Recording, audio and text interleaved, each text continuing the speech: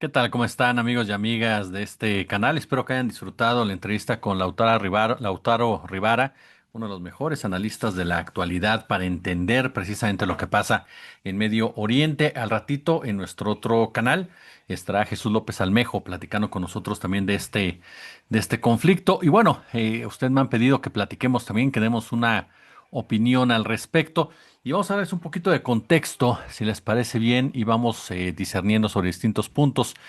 La operación Martillo de la Medianoche contra este programa nuclear de Irán desplegó más de 125 aeronaves estadounidenses, incluyendo 7 bombarderos furtivos B-2, múltiples vuelos de cazas de cuarta y quinta generación, docenas de aviones cisterna de reabastecimiento en vuelo, un submarino de misiles guiados, una amplia gama de aeronaves de inteligencia, vigilancia y reconocimiento, así como cientos de militares. Y bueno, esa es la cronología, ¿no? La cronología que dio a conocer el jefe del Estado Mayor Conjunto, el general Dan Cain. Y lo que llama la atención es que hasta el momento, pues no hay información que confirme que hicieron algún tipo de daño con toda esta cantidad de armas. ¿Por qué? Porque Irán ya había movilizado sus herramientas, ya había movilizado todo lo relacionado con estas centrales nucleares desde hace días. Además, una de ellas incluso está tan bien fortificada que requeriría ataques mucho más, pero mucho, mucho, mucho más serios de lo que lanzó Estados Unidos ayer por la noche. Y esto nos recuerda aparte lo que nos decía Lautaro, qué tanto la decisión de Donald Trump fue más que otra cosa, pues sí, llevado por este sionismo que hay que decirlo claramente, hay que comenzar a hablar de la hegemonía sionista que comienza a sufrir un debacle, que comienza a derrumbarse. Más allá de hablar de países, me parece que tenemos que hablar ya de ideologías, ¿no? De ideologías, las cuales por supuesto permean sin importar los territorios. Esto fue lo que hizo el neoliberalismo, esto fue lo que hizo el sistema capitalista que fue fortalecido y fortaleció precisamente a integrantes de esta ideología, y era destruir conceptos como soberanía, como de bandera, y responder a intereses ideológicos, no intereses nacionales. Y eso me parece que es algo que estamos viendo ya en este momento con el comportamiento de Donald Trump, sí, un hombre que, como lo han explicado ya varias voces expertas, se encuentra en medio de estos intereses, por un lado de los MAGA, que no son los mejores tampoco, como nos decía el maestro Granados Ceja, no es que sean los demócratas, ni mucho menos, son bastante racistas, bastante clasistas, son bélicos, pero ellos están más enfocados en el tema América Latina, además están más preocupados en la reindustrialización de los Estados Unidos por esta peregrina idea que tienen de que pueden volver a ser grandes de nuevo, como si alguna vez lo hubieran sido, y tratar de evitar el colapso de los Estados Unidos como imperio.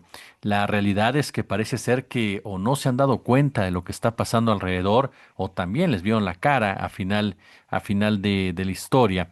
Lo cierto es que por un lado está este grupo y por el lado está el grupo del famoso lobby judío, ¿no? Del lobby sionista, para llamarlo más claramente, que por supuesto está integrado por las grandes fortunas de los Estados Unidos que se mudaron entre comillas, durante el conflicto en Alemania del siglo pasado, ¿no? Que derivó en la Segunda Guerra Mundial y que llegaron a Estados Unidos para tener un peso específico en su economía, que hicieron un gran negocio en la reconstrucción de Europa, de la mano también de Inglaterra, y que bueno, tienen ahí precisamente en ese enclave en Medio Oriente con Israel uno de sus puntos básicos en cuestión ideológica y en cuestión financiera.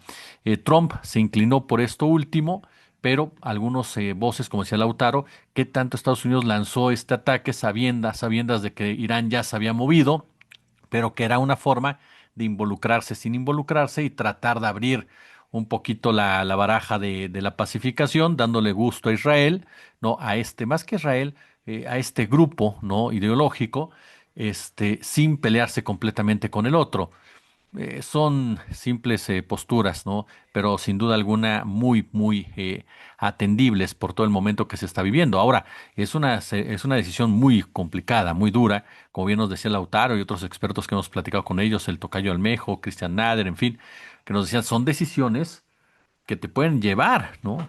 A una escalada grave que ya se está presentando en este momento, y no tanto porque Irán o China hayan decidido involucrarse directamente, o el propio Pakistán o Corea del Norte, sino por las propias decisiones que Irán está tomando para su defensa. Pero esto fue parte, así era parte este contexto. Lo que presumían los Estados Unidos es que los aviones completaron múltiples reabastecimientos en vuelo una vez en tierra, que los bombarderos B-2 se conectaron con aeronaves de escolta y apoyo en una maniobra compleja, en fin, toda una descripción la que da este hombre de cómo fue este ataque, muy aderezado, ¿no? Con toda esta narrativa hollywoodense de los Estados Unidos, siempre llevados por unas guerras que dicen ganar, pero que nunca han ganado. Estados Unidos tiene muchos años que no gana una guerra, en realidad. Vietnam la perdieron, Afganistán terminaron saliéndose de ahí, Ucrania no pudieron avanzar más allá de lo que Rusia les permitió, y en este caso concreto, pues tampoco es que puedan hablar de una victoria cuando se prevé si llega esto a consolidarse en una guerra de larga data. Entonces, estamos ante un escenario en donde Estados Unidos nuevamente puede involucrarse en un conflicto bélico que como país le trae serias consecuencias financieras en un instante en donde su economía está por los suelos. Esa es la realidad. Basta recordar un dato con el caso de Irak, ¿no? Se gastaron más de 2 billones de dólares. 2 billones de dólares del patrimonio público de los Estados Unidos. Ajá. Fíjese, para los iraquíes la guerra significó más de medio millón de víctimas fatales y 4 millones de desplazados. ¿De acuerdo? Sobre esta situación, digámoslo así, sobre esta devastación, fue que empezaron a surgir todos estos grupos, ¿no? Que generaron caos, que se involucraron con gobiernos occidentales para administrar precisamente esta problemática, que se volvieron esos mercenarios financiados por los propios gobiernos occidentales. El mejor ejemplo es lo que pasa en Siria. De ahí surgen grupos que posteriormente ahora llegan al poder en Siria, cuando hace unos meses eran calificados como terroristas por las autoridades occidentales. Bueno, ahora ya son luchadores de la libertad. La realidad es que el propio Occidente, como lo hemos dicho en muchas ocasiones, crea sus propios monstruos para poder, como bien lo señala esta nota de Lautaro, para poder administrar su propio caos, porque a final de cuentas el caos es lo que le permite involucrarse y generar mayor inestabilidad. Ahora, me queda claro que Estados Unidos no está pensando en su población. Estados Unidos no está pensando en su población. Si fuera así, no se atrevería a tomar una determinación de esta naturaleza, por el ejemplo que le poníamos, y la afectación que hay para ellos. O sea, el golpe es para una ciudadanía que cada día está más cansada, que cada día está más harta y que cada día, por supuesto, comienza a cuestionar con mayor ahínco a un presidente que tiene enfrente de sí elecciones. Esa es la realidad, tiene elecciones y no parece que llegue en el mejor posicionamiento. Además, la decisión que toma Trump no la pasa por el Congreso. Es decir, Trump da un ejemplo palpable de lo que es la violencia, la total destrucción de un orden institucional. Está totalmente roto. Ni le avisó a su Congreso, no le importa ya lo que digan los organismos internacionales. Digo, esto quedó más que demostrado con todo este tema del genocidio en Gaza, en donde Occidente pues hizo lo que quiso, dejó que Israel hiciera lo que quisiera, destruyendo un orden institucional que sin duda alguna en este momento, con todo y todo, hubiera, si no detenido, ¿por qué no? Porque responden a los intereses de Estados Unidos, hubiera tal vez matizado un poco la situación. Ahora, también es un poco inocente pensar esto cuando sabemos que Europa ha sido una complicidad, ha sido un cómplice directamente de todos estos conflictos originados por Estados Unidos a través de la historia para mantener su hegemonía y mantener esa hegemonía sionista. ¿Por qué lo decimos así? Bueno, simplemente recuerda Irak, quienes se involucraron, los europeos para respaldarlo, y no uno, en dos ocasiones. Ahí vimos a Inglaterra, ahí vimos a España, cuando Francia tuvo un poquito de decoro y se hizo a un lado, pero hoy Francia es uno de los principales promotores del conflicto en Ucrania. Entonces, siempre está Europa en ese lugar porque Europa es igual que Estados Unidos, es igual, por supuesto. ¿Por qué? Porque vuelvo a lo que decía un momento. Ya no importa la bandera de Inglaterra, no importa la bandera de Francia, no importa la bandera de España, importan los intereses económicos, teológicos, que reúnen este concepto del sionismo y que a final de cuentas toman estas determinaciones, en donde el ser humano mayoritario es totalmente desechable y replican conceptos y acciones fascistas porque a final de cuentas ellos son parte. de esa historia fascista. Y es ahí donde tenemos que tener cuidado, mucho cuidado por cómo este conflicto puede ser utilizado para que la ultraderecha se reorganice en nuestro país, por ejemplo. En México hay muchos intereses involucrados con esos mismos conceptos ideológicos, vinculados con esas cantidades de dinero en medios de comunicación, muchos patrocinios en políticos, ¿eh? Ojo con esto. Hay mucho dinero metido en todo ese punto y que puede llevar en un momento dado a tratar de reorganizarse basados en ese mismo concepto y tratar de imponer narrativas y tratar de imponer posiciones que permitan en un momento dado articularse alrededor de una guerra que está librando la ultraderecha de cierta forma con base en ese concepto que manejamos. Y me parece que es algo que no debemos de descuidar ni mucho menos, ¿eh? Porque a final de cuentas, aquí al lado tenemos un gobierno estadounidense que es capaz de dar un golpe de Estado en México, que es capaz de provocar más a México, de intervenir a México si México no cede en sus exigencias de más energía, de más recursos naturales, porque a final de cuentas, todas las acciones que ha llevado a cabo Trump desde el inicio prácticamente de su gobierno dejan ver una preparación para un conflicto largo en otra parte del mundo. Y es ahí cuando empieza a chupar, ¿no? Chupar recursos naturales de sus aliados. Y si estos no aceptan, comienza a generar las problemáticas, internas. No dejemos de lado que hoy por hoy no es el gobierno de Trump un gobierno confiable, no es un aliado en el cual puedas verlo y saber que estás hablando claro. No, Trump es un tramposo y su gobierno es un gobierno de mentirosos y de tramposos y de criminales, los cuales por supuesto demuestran que estamos ante el peor rostro de una hegemonía imperialista totalmente degradada. Así de claro, totalmente degradada. Son lo peor de lo peor, por decirlo de alguna manera, ¿no?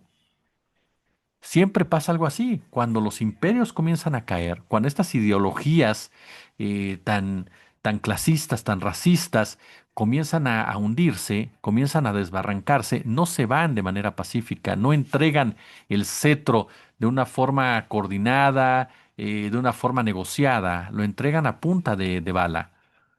Y en muchas ocasiones, por supuesto, lo hacen con la firme convicción de destruir la mayoría de las bases con tal, ¿no? De tratar de participar nuevamente en una reconstrucción, porque a final de cuentas siguen siendo los que tienen el dinero. Recuerda que el capitalismo se adapta, es adaptativo el capitalismo, ¿eh?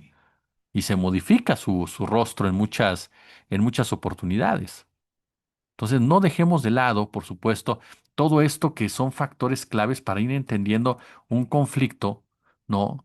Que sin duda alguna, eh, hay gente que nos pregunta, ¿llegará completamente a la guerra mundial? Bueno, me parece que eso es algo que poco a poco se irá decidiendo. Hay una decisión que se está tomando y que podría, nos explicar nuestros expertos, podría sin duda alguna, ¿no? Generar un, una problemática mayor, y es todo esto relacionado con el estrecho de Hormuz. ¿Qué es el estrecho de Hormuz? ¿Por qué es tan importante? Bueno, conecta lo que es el Golfo Pérsico y el Golfo de Omán, de entrada. Es más o menos de una anchura de ¿qué? 50 kilómetros, ¿no? Y son rutas navegables, en pocas palabras. Está entre la península de Musandán, en territorio de Omán, y la costa iraní de la provincia de Hormuz. Ahí se juegan muchos intereses de diversos países, ¿no? Emiratos Árabes Unidos, Omán, Irán, obviamente China. China también juega un papel importante. ¿Para qué? Para el traslado de combustible, en pocas palabras. Entonces, ¿no? Hay cargamentos de petróleo constantes de Kuwait, de Qatar, de Arabia, de Emiratos Árabes Unidos. Obviamente se pueden buscar alternativas, pero siempre hay un impacto en ese sentido. Estados Unidos, dice Marco Rubio, no nos afecta tanto, pero ¿por qué no interviene China, no? ¿Por qué no interviene China, para mediar en esta situación y que no se genere un mayor problema? Para Irán, cerrar el estrecho de Hormuz es una forma de enfrentar esta guerra. Algunos dicen de sobrevivir a esta guerra. Ellos lo pueden cerrar de manera muy fácil, Hay misiles, ¿no? En pocas palabras, pueden secuestrar navíos, pueden desplegar minas. Hay muchos métodos con los cuales efectivamente puede tener un control decisivo en muchos sentidos. Y sí, seguramente habrá gobiernos que son cercanos a Estados Unidos que van a criticar a Teherán. Pero a final de cuentas habrá otros que consideren que el problema lo originó precisamente Tel Aviv. ¿Esto qué va a provocar? Bueno, lo que dicen los expertos es un incremento en los costos del petróleo, del gas licuado, obviamente una desestabilización en el aspecto mundial, en el aspecto financiero, problemas en las cadenas de suministro. Y bueno, sí, hay que dejarlo en claro, China se vería sumamente afectado. Entonces ahí es la gran pregunta, ¿qué papel va a jugar China? ¿De qué lado va a estar China en este sentido? Y sobre todo, si esto le abre la puerta a China para intervenir ya directamente en su nuevo papel de hegemón financiero, aun y cuando los chinos tienen un concepto diferente de lo que es la hegemonía. Incluso los rusos lo acaban de señalar, sí, tenemos un acuerdo con Irán, pero Irán nos ha pedido que no nos involucremos. Y mientras no nos pidan eso, nosotros no nos vamos a involucrar. Está el caso también de los Hutis de este Yemen, ¿no? Que ya han llevado a cabo en diversas ocasiones acciones bélicas en esa zona. Entonces, estas consecuencias que se pueden derivar de esta decisión, no, son consecuencias que van a impactar al mundo entero, que pueden provocar un mayor problema económico en el momento en el cual, por supuesto, no nos encontramos ya de por sí en un asunto bastante difícil. Ahora, por supuesto, ¿no? Que ha habido muchas reacciones desde discusión del famoso GBU 57, ¿no? La bomba antibúnker que Estados Unidos lanzó en Irán.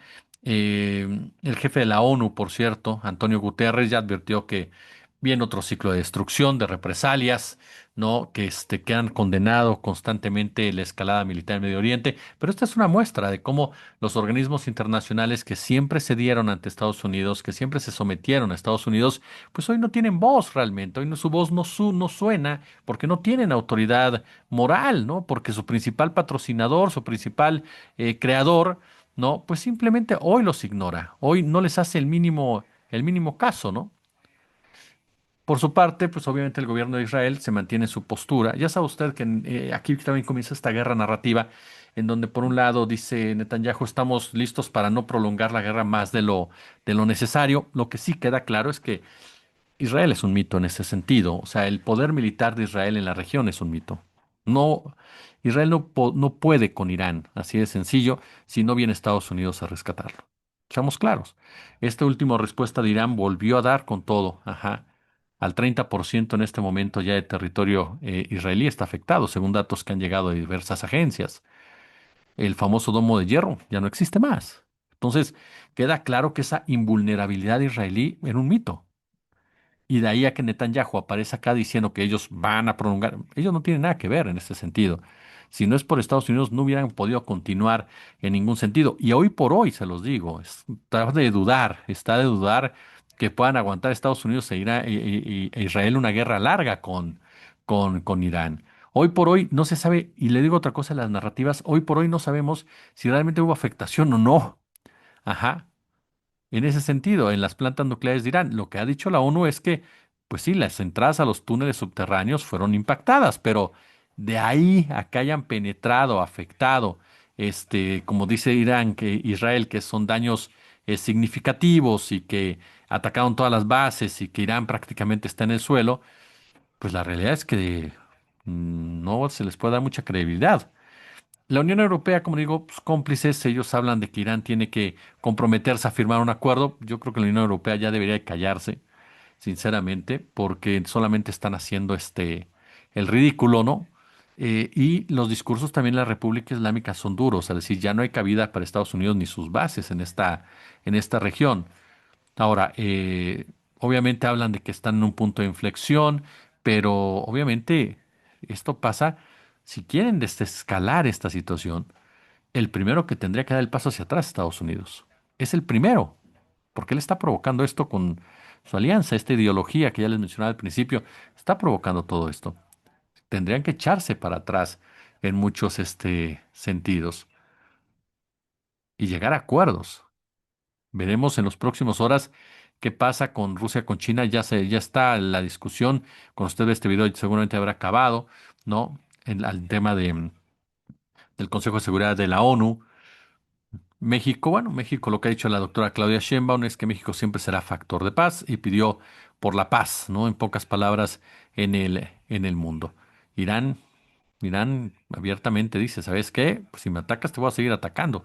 Ahora, Marco Rubio dice una cosa, pero después Trump va a decir otra. Entonces, ese es el desastre. No es un desastre, es la estrategia que ellos tienen.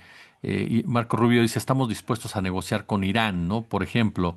Pero todos sabemos que la postura de Rubio y de Trump no es confiable y ellos, aun cuando puedan, según ellos, negociar, pues la realidad, ¿no? La realidad es que su postura es muy distinta, ¿no? Muy, muy distinta. Hoy puede decir una cosa, mañana cambia. El presidente de Estados Unidos, Donald Trump, tomó la decisión final de bombardear Irán apenas minutos antes del ataque, fue lo que dijo J.D. Vance, que aquí hay otra información que se ha estado comenzando a mencionar. J.D. Vance no estaba supuestamente de acuerdo con ello. Si hay una inconformidad dentro del ejército de Estados Unidos con estas acciones de Trump que los lleve a una situación de no retorno, pues algunos dicen no empiecen a dudar, ¿no? En un momento dado que se comience a planear un cambio de gobierno no en Irán, sino en los Estados Unidos, ¿no? Lo que hay también, se lo digo, es una enorme, con esto voy terminando, una enorme hipocresía en Occidente, ¿no? Occidente mantiene esta postura de perfección, de que yo soy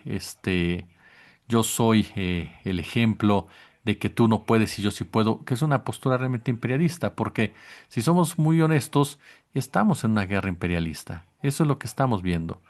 Es una guerra imperialista en donde lamentablemente los pueblos no importan como tal, ¿no? No importan, no interesan como tal. Hace unos días leíamos una entrevista con si no mal recuerdo, una entrevista con Valerio Arcari, no, una columna en donde él decía que la nueva ofensiva de Israel contra Irán no era una guerra preventiva ni defensiva, que era una operación imperialista con objetivos muy estratégicos, regionales y globales, respaldada por la complicidad estadounidense. Y frente a un régimen teocrático pero soberano, el deber de la izquierda es rechazar la agresión y denunciar el rol del Estado de Israel como un enclave armado del orden capitalista global, ¿no? Aun y cuando dicen que en este momento ese mismo enclave se ha convertido ya en un problema para el propio capitalismo. Pues veremos en qué deriva esta situación, si hay o no hay una escalada que esperemos, por supuesto, que no ocurra. No, mucho dependerá de cómo se va comportando el hegemón todavía bélico, que es Estados Unidos, porque ya no es un hegemón económico, pero sigue siendo un hegemón bélico, y va a depender mucho de esos intereses sionistas que sean condenados, que sean aislados, que sean cuestionados. El tema es que me parece que por lo que han estado demostrando, tratarán de llegar hasta sus últimas consecuencias o hasta donde los deje el mundo, porque en definitiva a ellos les gusta ver el mundo arder. Pulgares arriba, como siempre un gusto, como siempre un placer.